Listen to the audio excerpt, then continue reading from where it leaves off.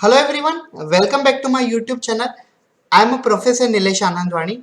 As you know that मैंने आपको कहा था कि मैं 2021 में 1 अगस्त को जो नीट एग्जाम होने वाली है उसके लिए 38 वीडियो लेक्चर्स अपलोड करूंगा और वो 38 वीडियो लेक्चर्स एमसीक्यू के बेस पे ऊपर होंगे। हर 3 दिन के बाद मेरा एक ना एमसीक्यू का एक वीडियो आएगा और आज का हमारा जो वीडियो है वो फर्स्ट वाला वीडियो है जिसका नाम है Chapter 1 The Living World 11th CBSE 50 most expected MCQ for the NEET from this chapter, and I will explain you all this MCQ 50 MCQ in detail for the purpose of best preparation of a NEET. And I just tell you, जब भी मैं question अभी यहाँ पे आपको समझा रहा हूँ तो पहले मैं क्वेश्चन आपको समझाऊंगा, उसका मतलब समझाऊंगा, उसके ऑप्शन समझाऊंगा और उसके बाद उसका आंसर मैं कंक्लूड करूंगा और आंसर क्यों आता है वो भी मैं बताऊंगा। तो आप खुद भी कर सकते हो, you can test yourself also.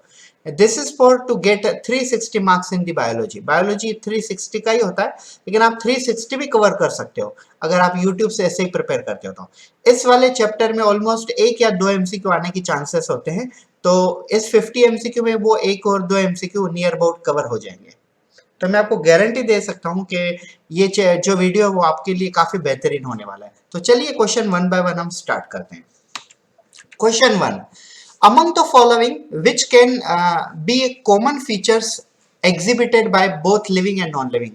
Before moving in this detail, I would like to tell you कि कोई भी स्टूडेंट प्लीज मुझे ऐसे कमेंट करके मत बताइए कि सर हिंदी में पढ़ाई या तो इंग्लिश में पढ़ाई, क्योंकि मैं इंग्लिश और हिंदी दोनों लैंग्वेजेस में पढ़ाऊंगा। मैं रीजनल लैंग्वेज में नहीं पढ़ाऊंगा लेकिन इंग्लिश और हिंदी दोनों लैंग्वेजेस में पढ़ाऊंगा, क्योंकि पूरे इंडिया में काफी स्टूडेंट है जो इंग्लिश प्रेफर करते हैं और काफी स्टूडेंट हिंदी भी प्रेफर करते हैं। तो मैं दोनों लैंग्वेजेस में हर क्वेश्चन आपको बताऊंगा। So among the following which can be the common feature exhibited by both living and non living. इन नीचे दिए हुए 4 ऑप्शन में से कौन सा ऐसा फीचर है जो लिविंग और नॉन लिविंग दोनों में पाया जाता है? सो growth, reproduction, metabolism and cellular organization. These are the 4 options. If we talk about the cellular organization, so cellular organization is a feature which is found in every living organism, whereas reproduction means production of new individual from the pre-existing one. It is called reproduction. So this is also the compulsory found in living organism. And the person, those who eat the food material undergo metabolism, either catabolism or anabolism. So this is B, C and D are the features of only living organism, but growth is feature of living as well as non-living. How I'll tell you. When you see some rock on the mountain, when a rainfall comes, some layer of a soil comes on that, and again layer of a soil increases and this shows growth, but that is a growth in non-living. That's why growth is a feature which found in living and non-living both. Growth ही एक ऐसा feature है जो living और non living दोनों के अंदर पाया जाता है। जैसे माउंटेन में बारिश गिरती है, उसके ऊपर सॉइल के लेयर बनते हैं, सॉइल के लेयर बनते बनते जाते हैं और माउंटेन की साइज बढ़ती जाती है। तो ये नॉन लिविंग और में ग्रोथ दिखता है और हमारी बॉडी के अंदर भी ग्रोथ दिखता है, जैसे हम कहते हैं increase in size, increase in weight and change in shape is called growth. लेकिन रिप्रोडक्शन, मेटाबॉलिज्म और सेल्यूलर ऑर्गेनाइजेशन ये सभी में पाए जाते हैं। क्वेश्चन नंबर फर्स्ट का आंसर हो जाता है growth. Moving towards question number second, among the following select the correct statement. अब मैं 4 स्टेटमेंट पढ़ता हूं, उसमें से हमें करेक्ट ऑप्शन ढूंढना है। ठीक है, तो स्टेटमेंट देखिए, first one, in majority of higher plant and animal growth and reproduction are mutually exclusive event. तो मेजोरिटी जो प्लांट और एनिमल में उनमें ग्रोथ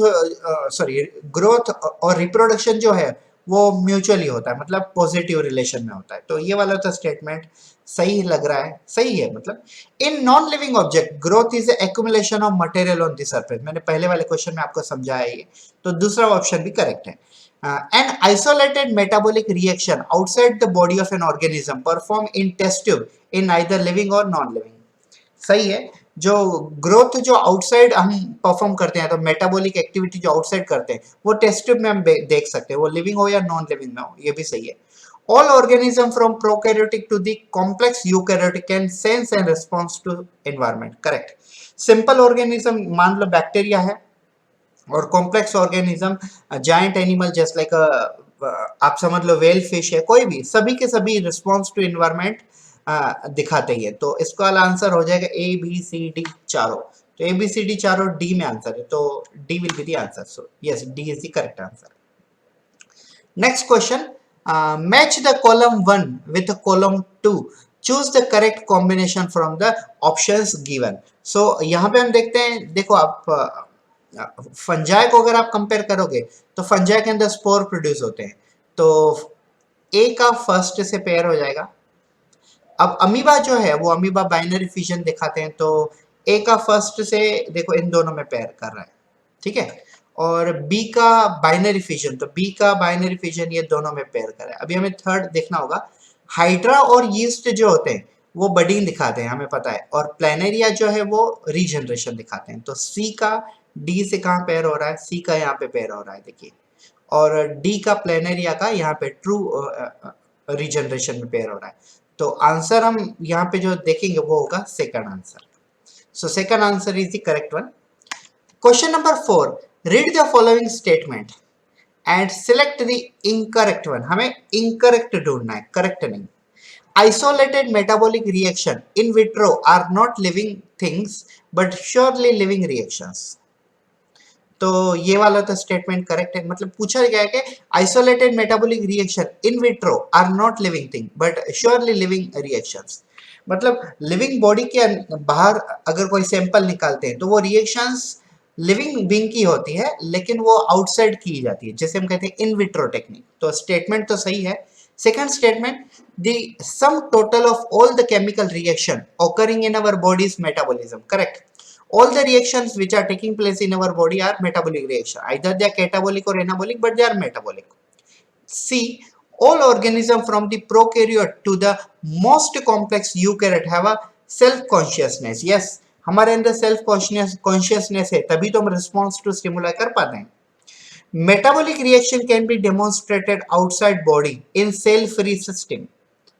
अब अगर हम हमारी बॉडी के बाहर अगर कोई सैंपल निकालते हैं तो metabolic reaction, I think so ये भी वाला सही है। तो मेरे हिसाब से all organism from prokaryote to the most complex eukaryote have self consciousness. ये वाले जो सी वाला ऑप्शन है ना उसमें थोड़ा डिफिकल्ट है। प्रोकैरियोटिक ऑर्गेनिज्म जो होते हैं वो सेल्फ कॉन्शियसनेस नहीं दिखाएंगे, मतलब बैक्टीरिया जो है वो सेल्फ कॉन्शियसनेस नहीं दिखाएंगे। So we will consider C answer as a wrong statement because हमें wrong statement select करना है, मतलब incorrect में।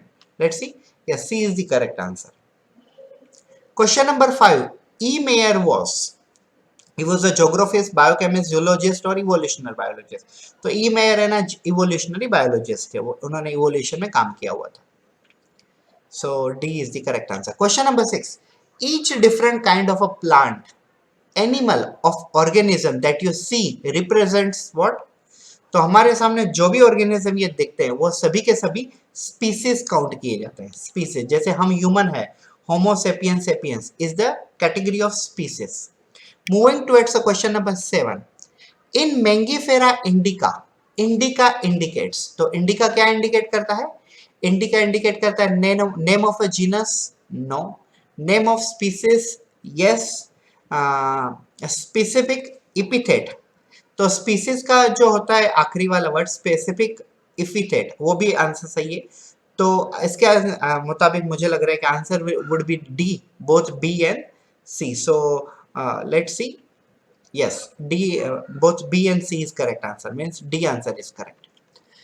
There is a need to standardize the naming of living organisms such that particular organism is known by the same name all over the world. This process is, now I'll tell you very commonly, अगर आप किसी के area में जाते हो और वहां पे किसी बंदे का नाम पूछते हो, तो अगर लोगों को उनका नाम नहीं पता तो उसका कोई कॉमन नाम होगा जो उसे पेट नेम होगा, जो घर पे उसे बुलाते होंगे। Yes, just like Rajesh Tiwari, मैं एक एग्जांपल दे रहा हूँ। Rajesh Tiwari is a name in the identity card, Aadhaar card, voter ID and passport, but his name will be the Raju in the area.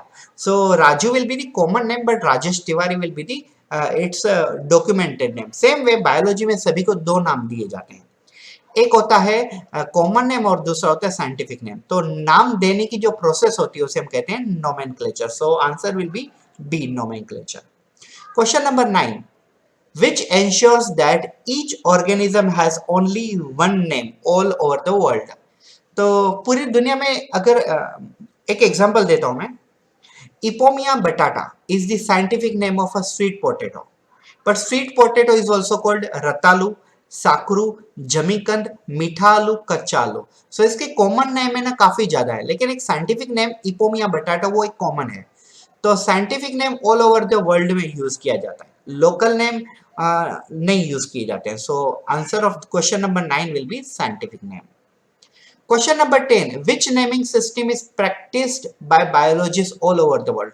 तो आज अगर देखें तो हम बायनोमियल नोमेनक्लेचर सिस्टम यूज करते हैं। बायनोमियल का मतलब क्या होता है? Bi means two, nomial means naming, naming system.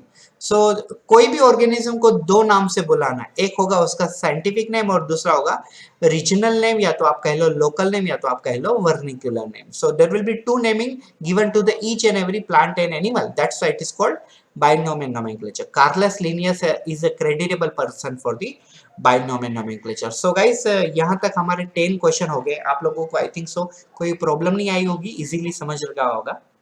तो अगर आपको इनमें से कोई क्वेश्चन में डाउट आता है तो आप प्लीज मुझे नीचे कमेंट सेक्शन में बता दीजिए, ताकि मैं आपको फिर से आपको कमेंट सेक्शन में आपको रिप्लाई कर दूंगा। सो क्वेश्चन नंबर 11 की तरफ हम आगे बढ़ते हैं। Man and house fly are place in the same. So if you talk about the man and housefly, man belongs to the, अगर ऑर्डर और क्लास और फाइलम की बात करें तो ये नहीं होगा, but man and house fly is a insect and man is a homo sapien sapien, but we both fall under same kingdom, that is a what, animalia. Animalia will be the kingdom. So kingdom animalia is the correct answer. Question number 12, which is not a primate।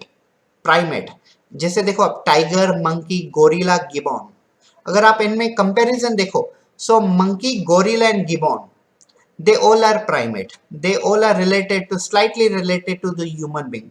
So tiger is not the primate. Yes, so tiger will be the answer. Question number 13, which of the following are true with reference to the taxonomical aid।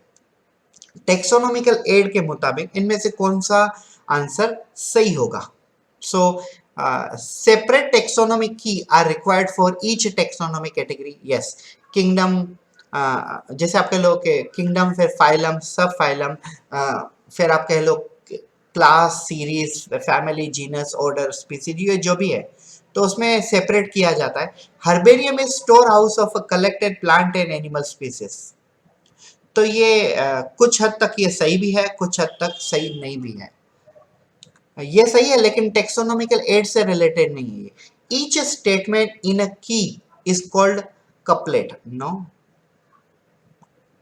की are use for identification purpose. Yes, तो key identification purpose के लिए use किया जाता है। तो statement 1 और statement जो 4 है, ये वाले दोनों करेक्ट है।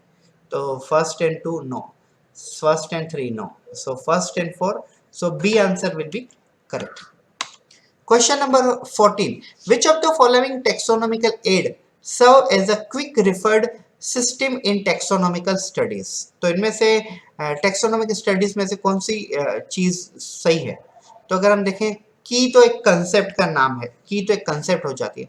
बोटेनिकल गार्डन में हम प्लांट को रखते हैं, लेकिन herbaria is the correct answer, because in herbaria we are collecting the plant, we are drawing the plant, we are sticking the plant, we are mounting the plant and then describing everything.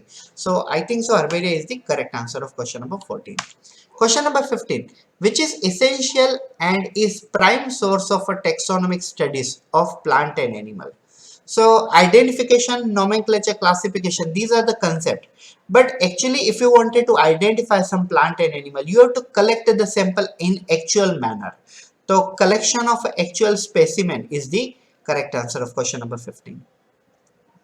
Question number 16, which organism are placed in museum after collecting, killing and pinning। तो collecting तो museum में हर organism में करेंगे हम, फिर उसके बाद किल करना, और किल करने के बाद भी पिनिंग करना। तो पिनिंग हम ज्यादातर इंसेक्ट को करते हैं, प्लांट को, मैमल्स को पिनिंग नहीं करते हैं, उनको स्टोर करते हैं फॉर्मल्डिहाइड में 10 to 40% में। और जो बर्ड्स होते हैं उनको हम ड्राई करके स्टिफ करते हैं, लेकिन पिनिंग हम किसको करते हैं? इंसेक्ट को करते हैं। So insect is the correct answer.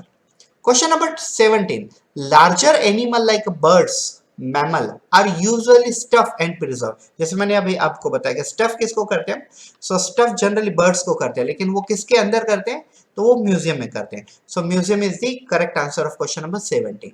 Moving towards question number 18, museum have a collection of insect specimen, larger animal specimen, skeleton of animal specimen। so I think so 18 में सब आ जाएगा, क्योंकि कंपलसरी नहीं म्यूजियम छोटा ही हो, म्यूजियम बड़ा भी हो सकता है। जैसे आपने ब्लू व्हेल म्यूजियम देखा होगा कहीं पे, अगर हम नहीं देखे तो यूट्यूब पे देख सकते हो, blue whale museum, shark museum.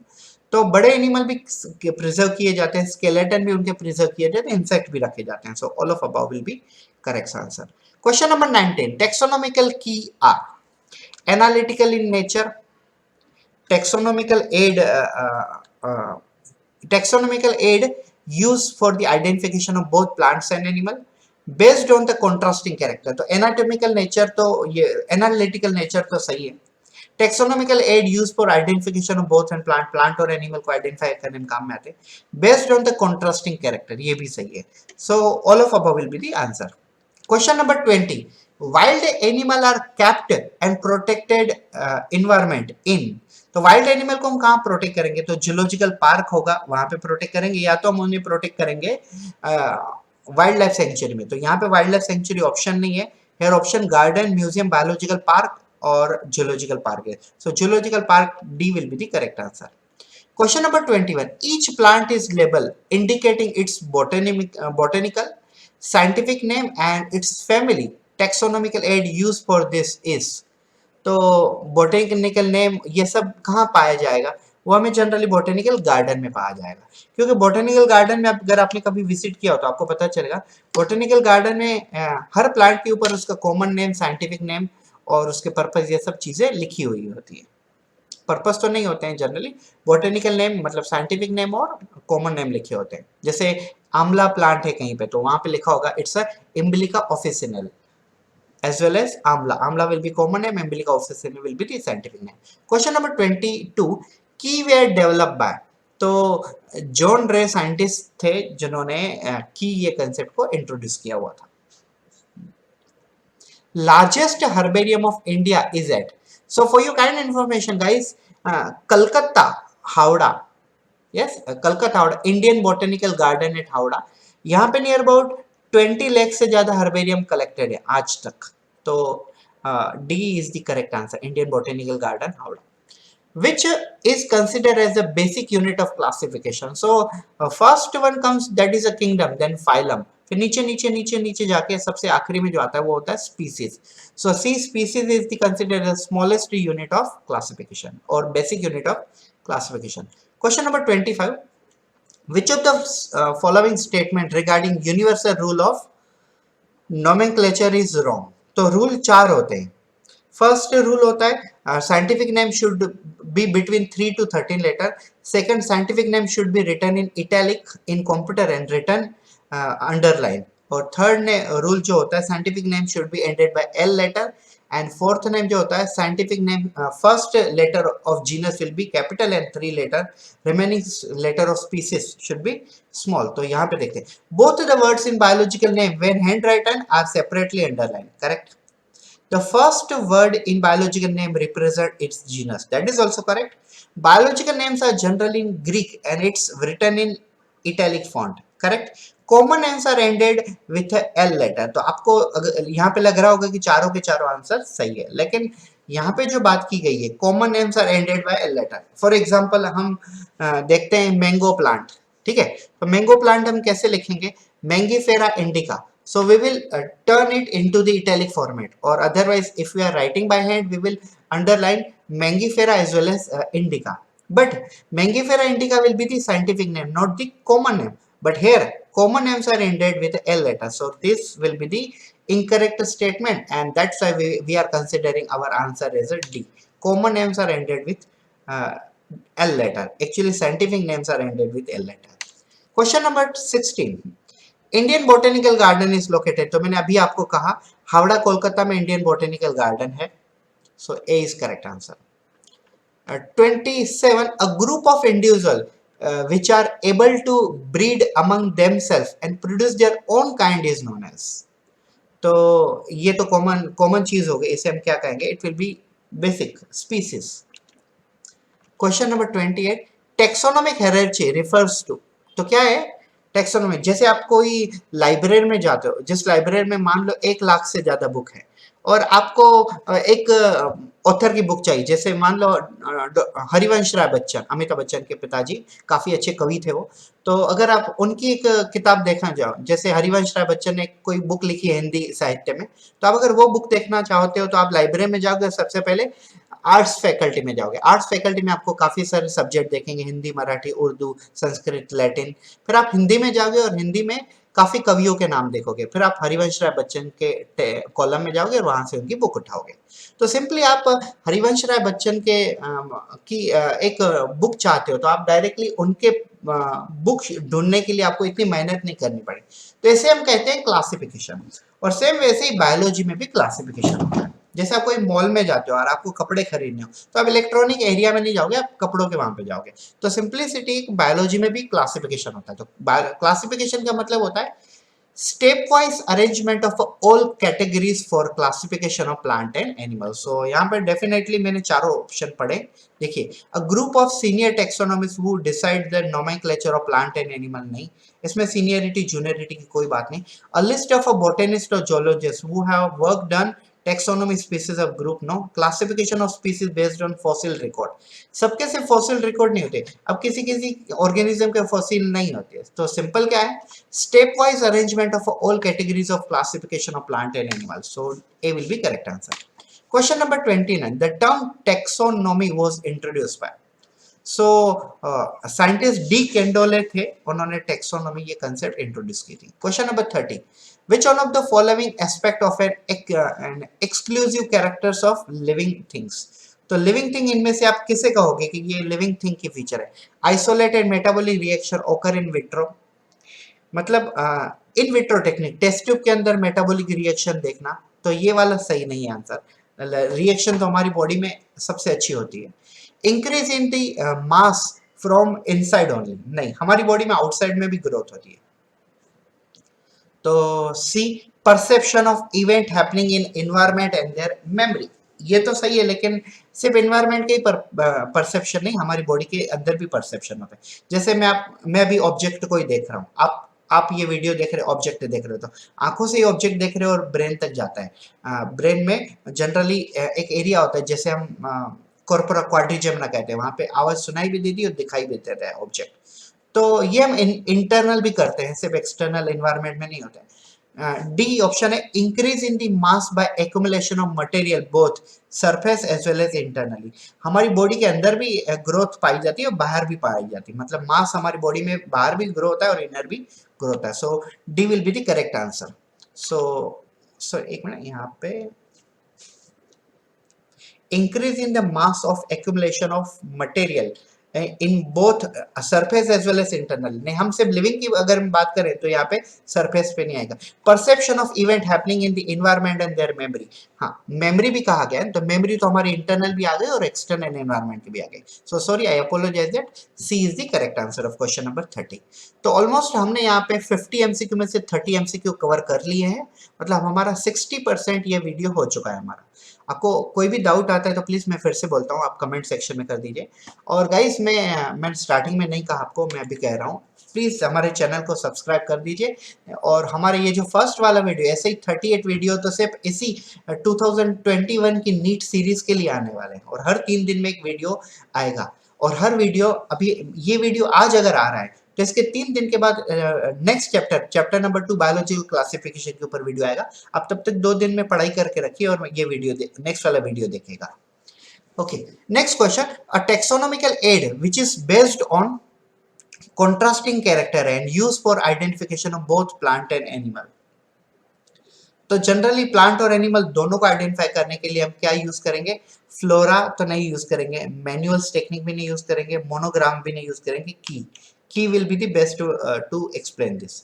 अब आप ये सोचते हो कि सर आप ये ऑप्शन ये भी समझाए तो एक वीडियो नियर अबाउट 2-3 घंटे की हो जाएगी। वो समझने के लिए आपको क्या करना पड़ेगा, मेरे YouTube चैनल पे जाइए, उस YouTube चैनल में वीडियो की लिस्ट होगी, जैसे हम कहते हैं वीडियो प्लेलिस्ट, तो प्लेलिस्ट में जाइए, एनसीईआरटी का चैप्टर नंबर 1 देखिए, उसमें आपको ये सभी कंसेप्ट एक्सप्लेन की गई है।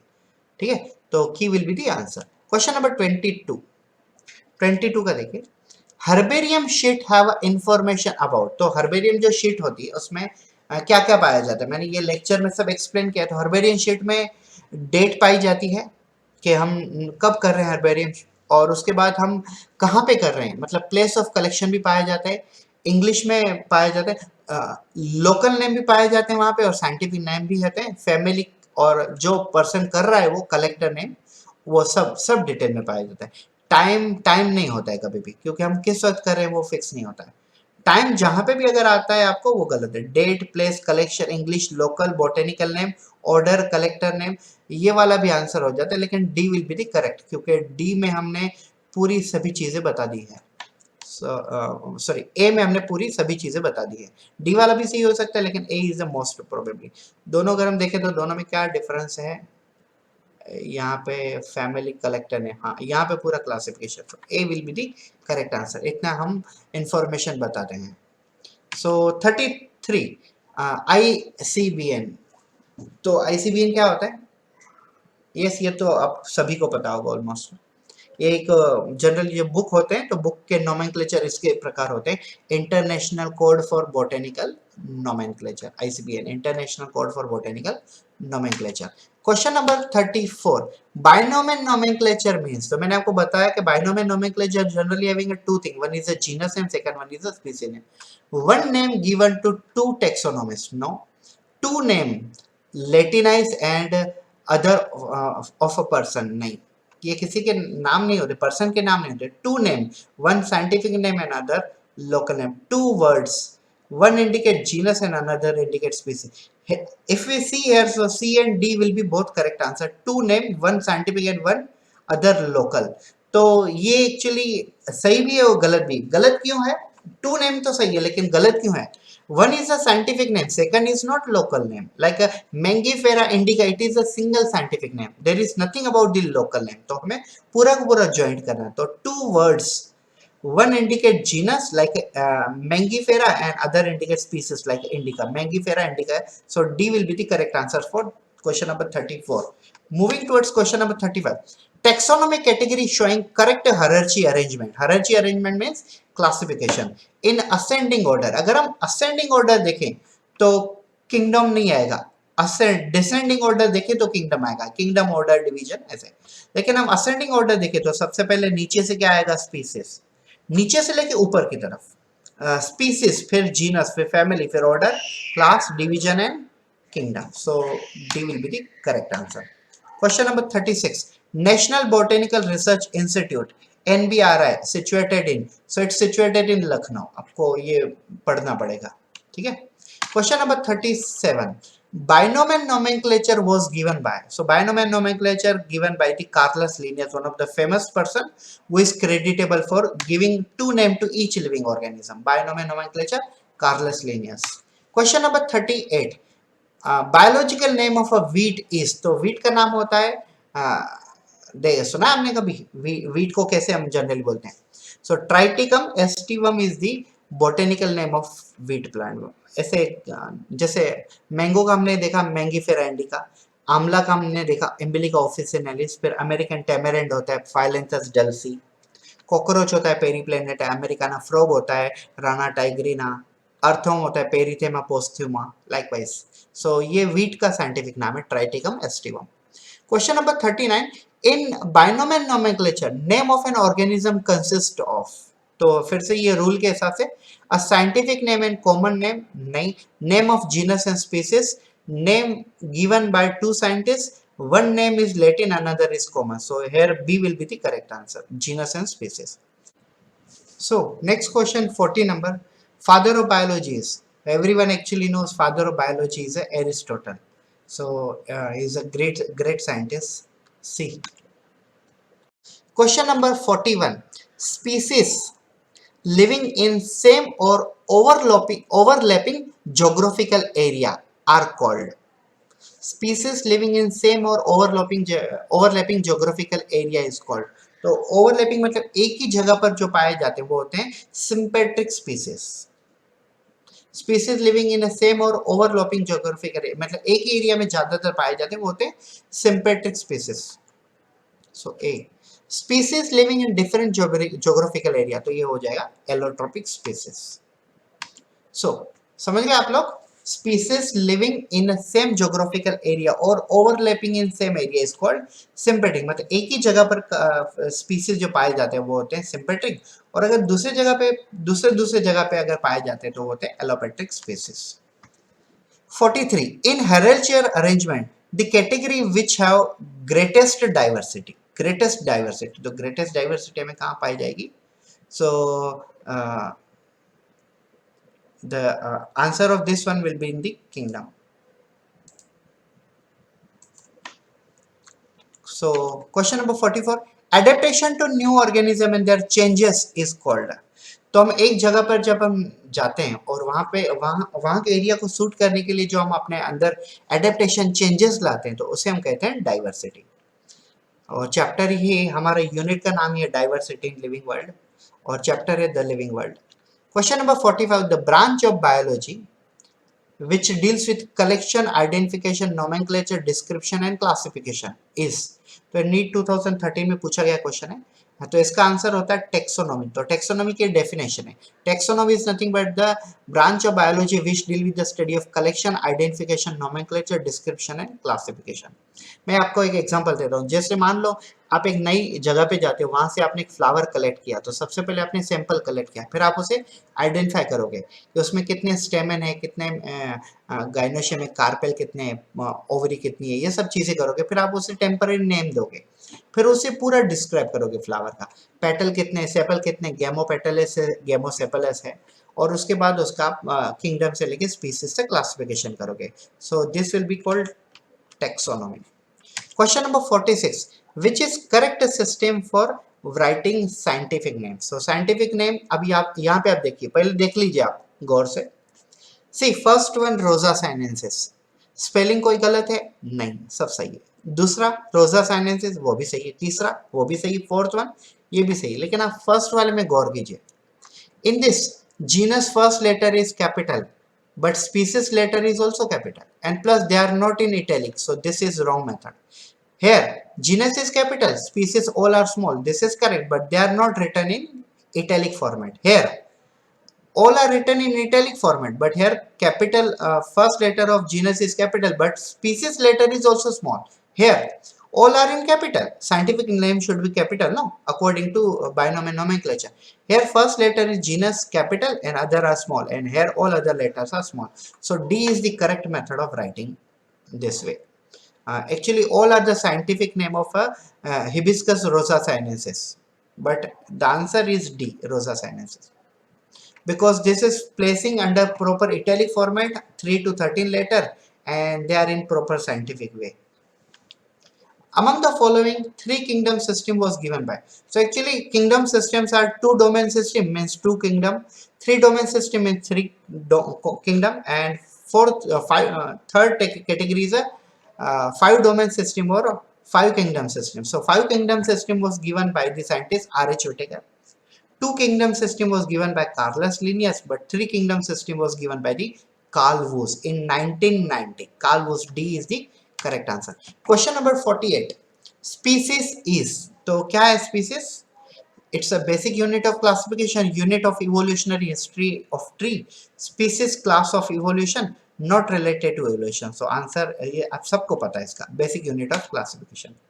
Question number 49. Taxon word was coined by. Louis Pasteur तो माइक्रोबायोलॉजी के फादर है। Charles Darwin was related to you can say evolution chapter, मतलब इवोल्यूशन में उन्होंने रोल प्ले किए। Carolus Linnaeus is binomial nomenclature. Taxon concept H J. Lam ने दिया हुआ था। अब मैंने आपको इस टेक्निक में क्यों बताया, कभी कभी ऐसा होता है कि हमें आंसर नहीं पता है, लेकिन जो तीन अदर ऑप्शन होते हैं ना वो हमें पता होते हैं। मुझे तो पता था ये एच.जे. लेम, अगर आपको नहीं पता तो आप कभी ऐसे कर सकते हो। In case if you don't know the correct answer, but if you are truly knowing the other three are the wrong, then you are obviously odding one correct answer. Question number 50. Solanum is a genus of. So Solanum हमने क्या पढ़ा है? Solanum tuberosum मतलब potato का scientific name. So Solanum is a genus of tuberosum species, Leo species, Rosa sinensis species, indica species. So it's a tuberosum species. So ये था हमारा 50 MCQ का फर्स्ट वाला चैप्टर, जिसे हमने पूरा कवर कर लिया। Chapter number 1 the living world 11th standard CBSE 50 most expected MCQ for the NEET, full detail explain, very important video for the NEET student. NEET preparation करने के लिए 360 स्कोर लाने के लिए आपको ये पूरी की पूरी सीरीज कर लेनी चाहिए, ठीक है।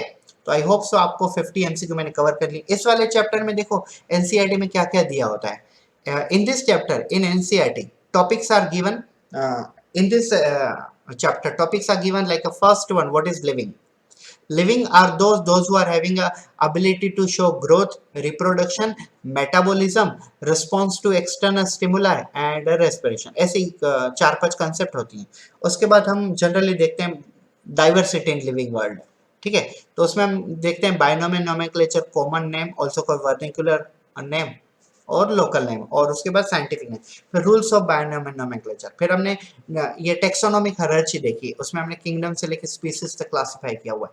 फिर उसके बाद हम biological museum, botanical garden, zoological park और हर्बेरिया की और टेक्सोनोमिक एड, ये कंसेप्ट देखे और चैप्टर फिनिश होता है। और इस वाले चैप्टर के ऊपर हमने 50 एमसीक्यू कवर कर लिए। अब आगे का जो हमारा वीडियो आएगा वो होगा बायोलॉजिकल क्लासिफिकेशन चैप्टर के ऊपर, chapter number 2 NCERT 11th standard. तो उसके वो वाला पूरा चैप्टर आप पढ़ के रखिए।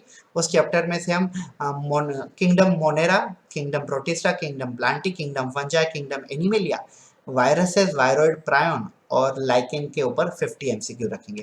Thank you so much for watching this video. अगर आपको ये वीडियो समझ में आया होगा मेरा और मेरे इस वाली मेहनत से आप सेटिस्फाइड हो तो प्लीज़ लाइक कर दीजिए वीडियो को, चैनल को सब्सक्राइब कर दीजिए और हाँ, बेल आइकन दबाना ना भूलिए ताकि मेरी हर वीडियो आप तक पहुँचती रहे।